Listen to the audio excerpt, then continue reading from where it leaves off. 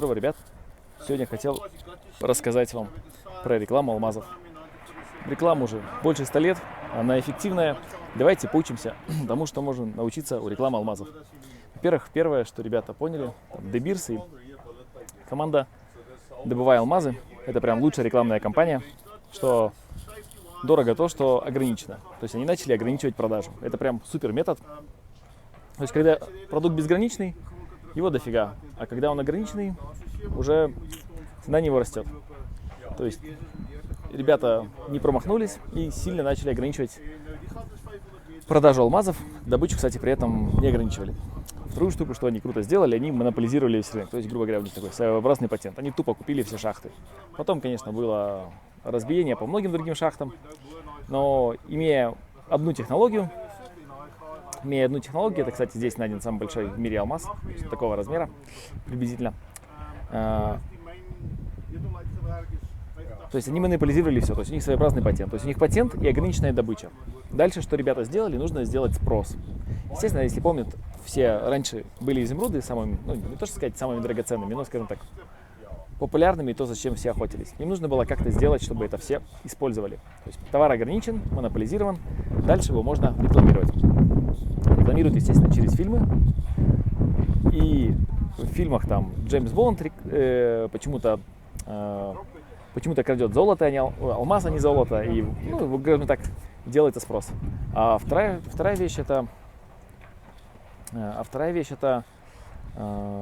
начали подвлекать инфлюенсеров. То есть Мерлин Монро была неплохим инфлюенсером, и куча разных ребят. Вот. И как вы видите, сколько фильмов выпущено про алмазы, и сколько песен про них сделано, и сколько инфлюенсеров сыграли свою роль. Дальше, естественно, нанимают голливудских звезд для того, чтобы они периодично одевали это за деньги. Ну и самое главное, фейковые покупки. То есть, если вы видите, сколько дорогих алмазов куплено за космические деньги, большинство из них куплено неизвестными людьми. В принципе, покупают люди для инвестиций, еще для чего-то, хотя алмаз — это плохая инвестиция. Вот. А, кстати, почему она плохая инвестиция? Потому что, когда вы купили килограмм золота или килограмм серебра и решили его сдать, вы потеряете там сколько-то процентов. Золото меньше, с серебром чуть побольше. А если вы купили, например, кольцо с бриллиантом и захотите его сдать, то оно нафиг никому не нужно, потому что его стоимость 10-15% от этого. Вот. И кольцо с алмазом, с бриллиантом вы, естественно, не сможете сдать. То есть ребята позаботились о рекламе, и ребята позаботились, чтобы инфлюенсеры сильно это делали. Ну и чтобы поддержать цену, естественно, делают фейковые покупки публичные. Например, кто-то купил за 60 миллионов, какой-то секретный, неизвестный чел купил алмаз за 60 миллионов. Странно. Или сами De Beers покупают у одной шахты алмаз за 40 миллионов, делают из него бриллиант и продают за 70 миллионов. И говорят, вот как ребята нужно инвестировать. Но по сути все это большой фейк. То есть ребята, представляете, из всей отрасли сделали, скажем так, из одной породы сделали рекламу. То есть не бренд какой-то, то есть сам алмаз стал брендом. Извиняюсь, бриллиант стал брендом. И я думаю, этих ребят можно много чему поучиться. И все наши рекламы, так называемые инфлюенсеры, целевая аудитория, правильное взаимодействие, правильный лозунг «Diamond is forever». Почему-то все знают, что в Америке особенно это сильно развито. Девушкам делают предложение с бриллиантом. Если там что-то 70 или 80% предложений делается с бриллиантом. В принципе, ребята очень хорошо поработали над рекламой. В общем, надо у них учиться. Система работает больше 150 лет. Ну и подумайте, шахта шириной километр, глубиной чуть поменьше. Таких шахт в Африке дохренища. Кстати, сразу подумайте, почему алмазов столько, а денег-то почему-то в Африке не так много, да, как бы кажется. Эти все, конечно, капиталы где-то собираются и, естественно, инвестируются правильно. И, естественно, там, если вы почитаете, люди создали свои страны, например, там, если посмотрите, Замбия и Зимбабве раньше была одной страной.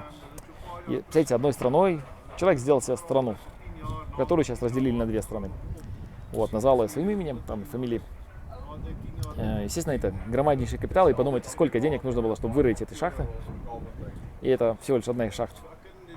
И сколько ресурсов у людей, и что они с ними могут делать.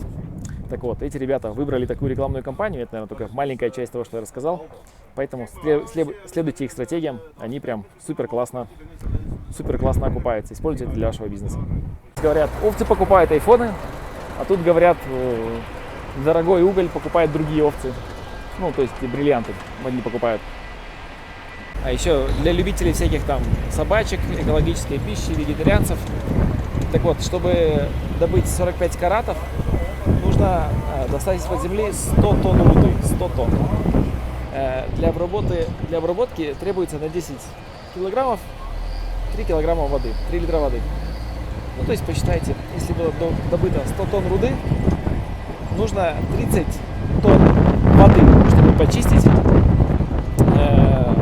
обработать и получить 45 каратов алмазов, которые потом еще только конвертируются в бриллианты. Ну, естественно, кто-то должен это все покрывать. Ну вот, для этого мы и есть с вами, для этого у нас такие всякие хорошие рекламы, поэтому нужно покупать обязательно кольца De Beers, а не какие-нибудь другие. Ну, потому что если вы купите у кого-то другой, цена уже будет меньше, ну, а вы сами понимаете, что цена складывается из ничего. Вот, так что яблоки тоже неплохо покопировали.